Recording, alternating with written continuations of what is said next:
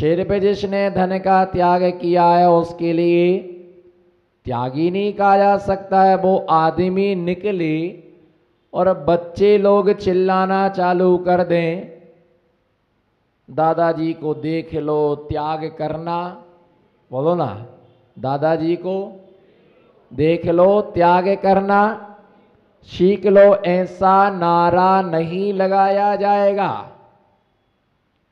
परंतु जिसने जीवन भर के लिए धन का भी त्याग कर दिया है, सोने चांदी का भी त्याग कर दिया है और अनेक प्रकार से घर परिवार का भी त्याग कर दिया है,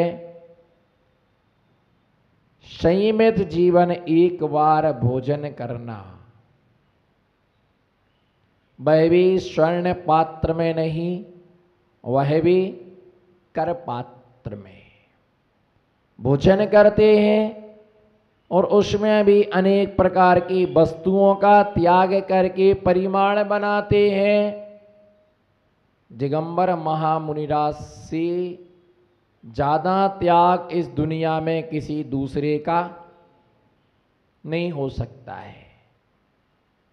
जैसी हरियाली सम्मेद शिखर जी पर्वत पर है, वैसी हरियाली दुनिया के किसी भी पर्वत में, बोलो, जैसी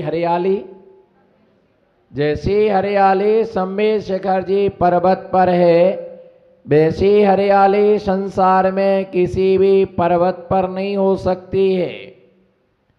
और जैसी ऊंचाई सुमेरु पर्वत की है, वैसी ऊंचाई किसी भी पर्वत की नहीं हो सकती है। जो गहराई समुद्रों की है, वह गहराई अन्य किसी नदियों में नहीं पाई जाती।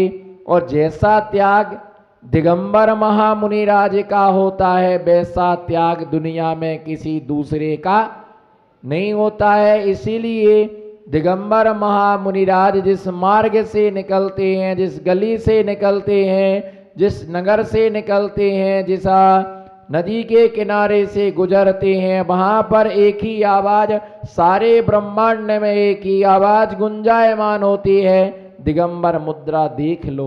बोलो, जोर से बोलो, दिगंबर मुद्रा देख लो और त्याग करना सीख लो। जो इनसे त्याग करना नहीं सीख सका, वो जिंदगी में कभी त्याग नहीं कर सकता है। कितना संयम होता है, ना खाने योग्य वस्तु का तो त्याग है ही। बोलो, ना खाने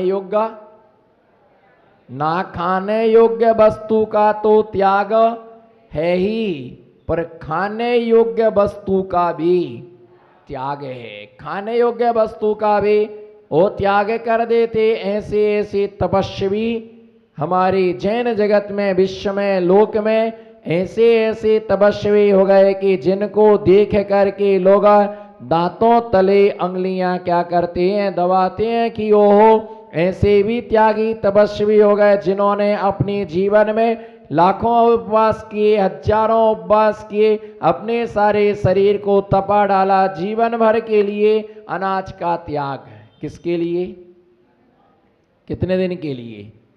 एक दिन को 2 दिन, जीवन भर के लिए अनाज का त्याग। तपस्वी सम्राट सन्मति सागर जी महाराज का नाम तपस्या के मामले में सबसे पहले आचार्य सन्मति सागर जी का नाम लिया जाता है, जिनका आजीवन 6 रसों का त्याग था। आजीवन जिनका 30 साल की उम्र से जिनका आजीवन अनाज का, हामड़ो गुजरातियों सांभड़ो, आजीवन 30 साल की उम्र से, कितने साल की उम्र से? 30 साल की उम्र से जिनका आजीवन अनाज का त्याग था, 6 रसों का आजीवन त्याग था। सिर्फ बाद में अंत शांत के 8 साल तक तो सिर्फ उन्होंने छाछ और पानी में 8 साल निकाला। पूरी साधना, पूरी चर्या, नमक नहीं, शक्कर नहीं, तेल नहीं, दूध नहीं, दही नहीं, अच्छे अच्छे डॉक्टरों ने रिसर्च किया, बिना नमक के जीते कैसे हो। या तो एक दिन नहीं खाते नमक, चेहरे की चली जाती है? बोलो। वचनाम किम दरिद्रता? बोलो, वचनाम किम?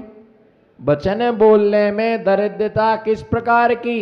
वचन बोलने में, स्तुति करने में, प्रशंसा करने में कभी भी कंजूसी नहीं करना चाहिए, क्योंकि सत्य बोलने से जीव का खंडन नहीं होता है, तालु भिदता नहीं है, अक्षरों का नाश नहीं होता है। फिर वचनाम किम दरिद्रताम, अच्छे वचनों को बोलने से, बोलो, जिह्वायाम खंडनम नास्ति। बोलो, जिह्वायाम खंडनम नास्ति, तालुका नेयो विद्यते, अक्षरस्यापि क्षयो नास्ति, वचनम किम दरिद्रता। अच्छे वचन बोलने से, बोलो, जो अच्छे अच्छे लोग हों वो अच्छे अच्छे लोग अच्छे अच्छे शब्द बोले, बुरे लोगों को आज पूरा डिस्काउंट है। बुरे लोगों को आज, बोलो, बुरे लोगों को आज पूरा डिस्काउंट है। जो भी सभा में अच्छे अच्छे चुनिंदा लोग हों उनके लिए बोलने का ये सुनहरा गोल्डन अवसर है।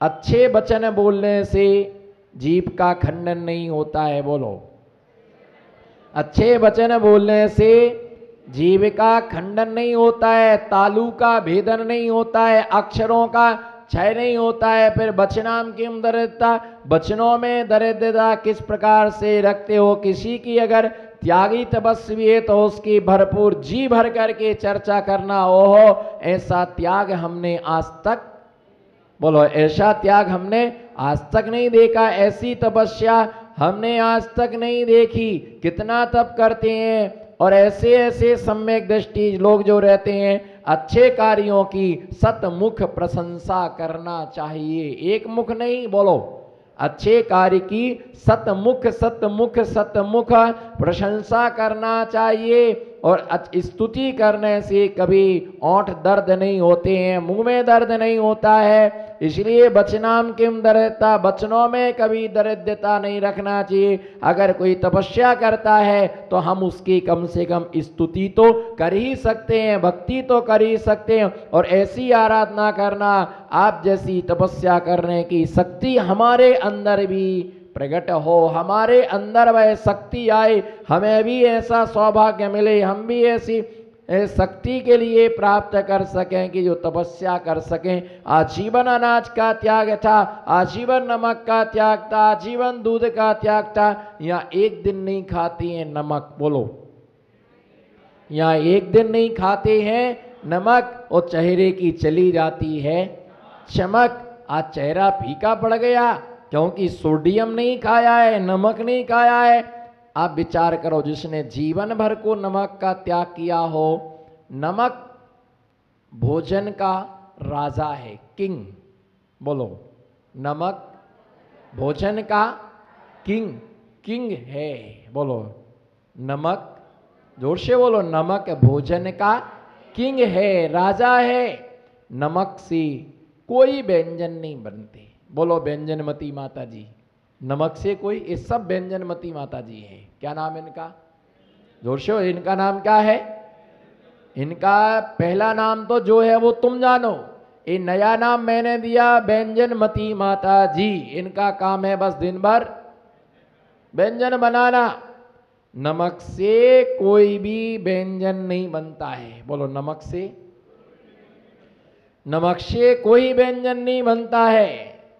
पर नमक के बिना भी कोई व्यंजन नहीं बनता है। नमक नहीं है तो समझो कि कोई भी टेस्ट ही नहीं है। बस वो तो है कि धक्का मार गाड़ी, बस लो और अंदर करो, उसमें लगता ही नहीं है कि हमने पकवान खाया, शक्कर पारे खाए या हमने दाल खाई है। बस बिना नमक का सब फीका रहता है। और यदि आपको विश्वास ना हो तो आज नियम लेकर के जाओ कि एक रोटी का गिलास बिना नमक के खाएंगे, अगर गुटकने में 45 मिनट न लगे तो मुझे भावलिंगी मत समझना। एक रोटी का गिलास पर कपट करू નથી, छल करू નથી, सारो नियम पालवानो छे। ऐसा नहीं कि हम तो गुटक लेंगे।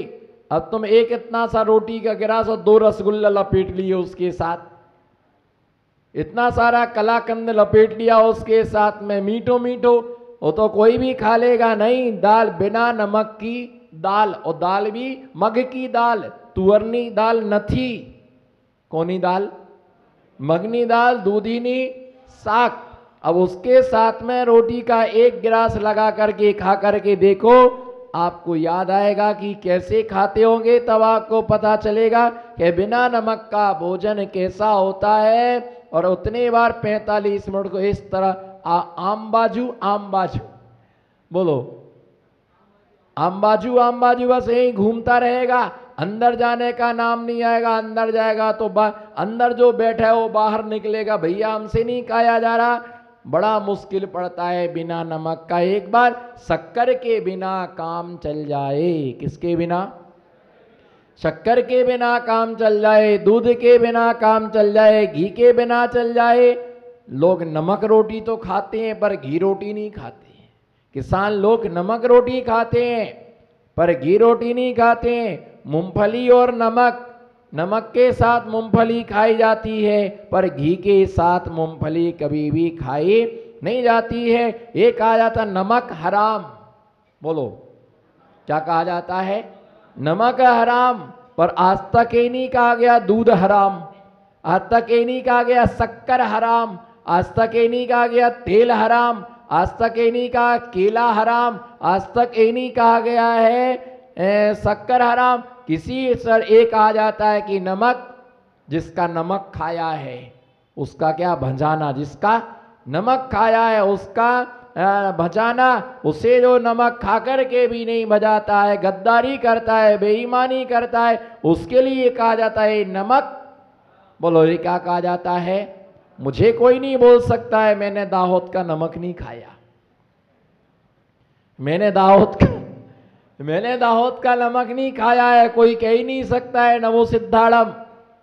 नमक की अंदर इतनी ताकत होती है कि महंगे से महंगे पकवानों को वो फीका कर देता है। और नमक में इतनी ताकत होती है कि वो फीके से फीके सामग्री में जान ला देता है। अगर थोड़ा सा नमक डल जाए तो चेहरे पर क्या आ जाती है, चमक आ जाती है। जानवरों को भी सानी में नमक मिला करके उनको खिलाया जाता है। भैया ध्यान रख के चलना, जो सेवन ना करने योग्य है उसको तो साधु त्यागते ही हैं। मर्यादा के बाहर वस्तु का तो त्याग करते ही हैं, पर जो मर्यादा वाली वस्तु है उसको भी त्याग करते हैं।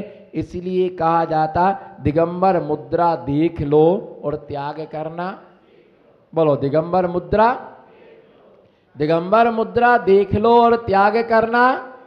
ऐसे थोड़ी बोलते हैं जब कोई साधु आता है और जब कोई साधु जाते हैं। बोलो जब कोई साधु आता है और जब कोई साधु जाता है उस समय हम जोर से नारा लगाते हैं दिगंबर मुद्रा। हाथ उठाओ ना, नमो सिद्धार्थ। दिगंबर मुद्रा देख लो और त्याग करना सीख लो। जो दिगंबर मुद्रा को देख करके त्याग करना नहीं सीख पाया वो कभी त्याग के मार्ग पर चल ही नहीं सकता है।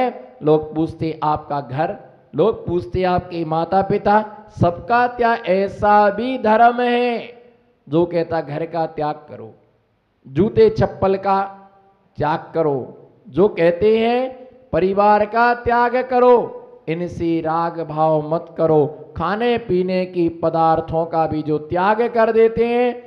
आचार्य सन्मति सागर जी महाराज का 30 साल की उम्र से उनका अनाज का त्याग था। क्या लेते होंगे। डॉक्टरों ने रिसर्च किया बिना नमक के शरीर कैसे चलता है, बिना शक्कर के कैसे चलते हो, लेना ही पड़ेगा। पर विल पावर इतना मजबूत होता है, इतना मजबूत होता है कि कोई भी किसी भी प्रकार की बाधा उनको आती नहीं है। और मन हमारा जैसा बन जाए, मन हमारा बनना चाहिए। आप कहते चाय के बिना नहीं चलता है। ग्रस्त श्रावक बोलता चाय के बिना नहीं चलता है। जब 32 दिन के उपवास करती हैं तब 32 दिन के उपवास करने की ताकत कहां से आई? 10 लक्षण पर्व में 10 दिन के उपवास किए, सिर्फ पानी पिया, वो ताकत कहां से आई? त्याग तो किया, 32 उपवास किए। जब बिना रोटी के काम चल सकता है, बिना पूड़ी के काम चल सकता है, बिना सब्जी के काम चल सकता है, बिना मिठाई के काम चल सकता है, तो क्या आलू के बिना काम नहीं चल सकता है? इतना छोड़ा, इतना छोड़ा। साधुओं का जीवन त्याग के लिए होता है। हां, त्याग में कष्ट होता है, पर कष्ट के बिना कष्ट नष्ट नहीं होता है। किसके बिना? कष्ट के बिना कष्ट नष्ट नहीं होता है। कष्ट के लिए, कष्ट को दूर करने के लिए कष्ट तो करना ही पड़ेगा, और कष्ट को सहना, कष्ट के लिए सहना पड़ेगा। इसलिए ध्यान रख करके चलना। साधु कितना, जो वस्तु नहीं खाना उसका भी क्या कर देते हैं? त्याग करते। क्या खाना, कितना खाना, जो श्रावक देता है उसके लिए साधु स्वीकार कर लेता है। श्रावक बना करके जो देता है साधु उसके लिए स्वीकार कर लेता है। 24 घंटे में एक बार। कितने बार? 24 घंटे में एक बार। और वह भी सीमित, वह भी मर्यादित। इतना त्याग किया। लोग कहते कितना त्याग करते, कितना त्याग करते। हमसे तो नहीं छूटता है। तुम त्यागी थोड़ी हो, तुम तपस्वी थोड़ी हो। और जो त्यागी होता उनके नाम के आगे त्यागी, तपस्वी, और उनके दर्शन करके श्रावक अपने आप को धन्य मानता है। और इतने सारे पदार्थ हैं, रोज तो खाते नहीं हो। अनंत खाद्य पदार्थ हैं। कितने हैं? बोलो, कितने खाद्य पदार्थ हैं? अनंत खाद्य पदार्थ हैं, पर रोज उनके लिए खाते नहीं हो। उतना ही खाते हैं जितनी जरूरत है, और खाने वाले कम, कमाने वाले, बोलो, खाने वाले कम और कमाने वाले ज्यादा।